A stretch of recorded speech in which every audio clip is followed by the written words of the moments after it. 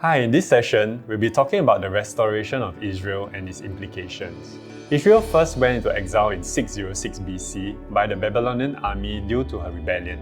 Yet in Jeremiah 16:15, God promised that He will bring them back to the land that He promised their forefathers. This promise was fulfilled in part when God brought the Israelites back to the land in waves during the time of Zerubbabel, Ezra, and Nehemiah from 536 BC onwards. However, they rejected Yeshua HaMashiach and rebelled and was exiled again in 70 AD. Jesus foretold of both the destruction as well as the restoration of Jerusalem in Luke 21 verse 24. He says, "And they will fall by the edge of the sword and be led away captive into all nations. And Jerusalem will be trampled by Gentiles until the times of the Gentiles are fulfilled." The dispersion and unbelief of Israel are said to transpire until certain key historic events take place. This can be found in Luke 21 verse 24 as well as Romans 11 verse 25 to 26.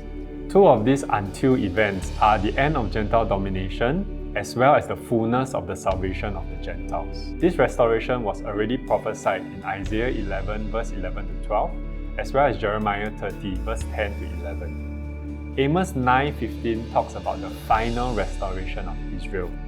He reads, "I will plant them in their land, and no longer shall they be pulled up from the land I have given them, says Yahweh your God." This prophecy was fulfilled in 1948 on the 14th of May.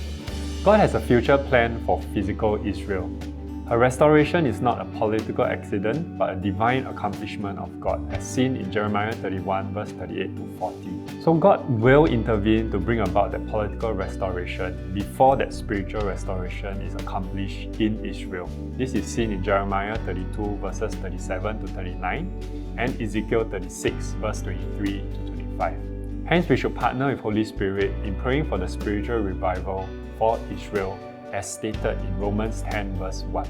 We need to understand several important historic events in the restoration of Israel to see how God's hand is at work in bringing this about. The restoration is characterized by some startling events, and if we are honest and objective, we can clearly detect the hand of God in all of this. Firstly was the First World Jewish Congress, which was held in 1897. The event was called and chaired by Theodor Herzl. By faith, he proclaimed the restoration of the Jewish state in the near future.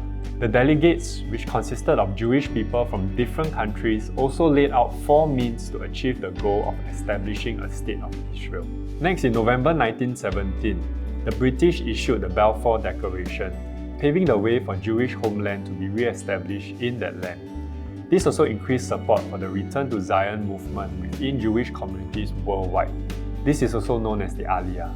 On the 9th of December in 1917, the liberation of Jerusalem was witnessed as General Allenby liberated the city from the Turkish domination in World War I.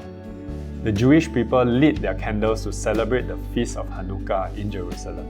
Next, in 1948, on the 14th of May, the birth of the State of Israel was proclaimed in Tel Aviv by David Ben-Gurion, who was the executive head of the World Zionist Organization and soon to be first Prime Minister of the State of Israel. Also in 1948, we witnessed a miracle in which the Hebrew language, which was a dead language for almost 2,000 years, was resurrected and proclaimed as the official language of Israel. Next is the capture of Jerusalem in 1967. Jerusalem returned under Israel's jurisdiction after the Six-Day War. And lastly, in 2017, Jerusalem was recognized as the capital of Israel by the US and several other countries. And so through these events, we can see that God is very specific and purposeful with His work. It's interesting to note the 50-year cycles or the jubilees that make it very obvious that God's hand is orchestrating all these restoration events. Let me just draw out some of this timeline for you. The birth of the Jewish state in 1948 happened 50 years after Theodor Herzl declared by faith the restoration of the Jewish state in the near future during the First World Jewish Congress in 1897. Next, we can see this pattern in another 3 events. In 1917, which was the Balfour Declaration, 50 years later was when Jerusalem was under the control of Israel after the Six-Day War. And 50 years later in 2017, US and other countries officially recognized Jerusalem as the capital of Israel. Hence we can see how God's hand is at work in restoring Israel. However, we are not saying that 50 years after 2017, something is going to happen. We just want to appreciate and be in awe of how God is so vested and so zealous in the restoration of Israel. Hence, we as believers can learn from Romans 11, 12 to 15 on how we should long and pray for Israel's complete restoration. The restoration to the land and the restoration to Yahweh their God. This will mean great blessing for Israel, as well as for the people of God and for the earth.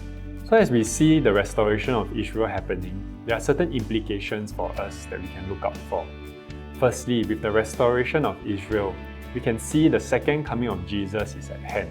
He will usher in Jesus' second coming when Israel is in the land and cries out, "Blessed is he who comes in the name of the Lord." This can be seen in Matthew 23 verse 39, as well as Psalm 102 verse 16. Also, we will see a new demonstration of divine power. This can be seen in Romans 11 verse 12 to 15. We will also see a day of exaltation and the glory of Israel, where people will come to Israel, will come to Jerusalem to worship and to ask for advice. Also, we will see a day of universal peace as seen in Psalm 122 verses 6 to 7, as well as Luke 19 verse 42. So throughout the history of Israel, we can see God's faithfulness and His zeal in His promises in restoring Israel. Now more than ever, this restoration work is accelerating. God will bring Israel through circumstances so that she will be fully restored. So may we be ones who understand God's heart and stand in agreement with Him in prayer for her fullness. God bless.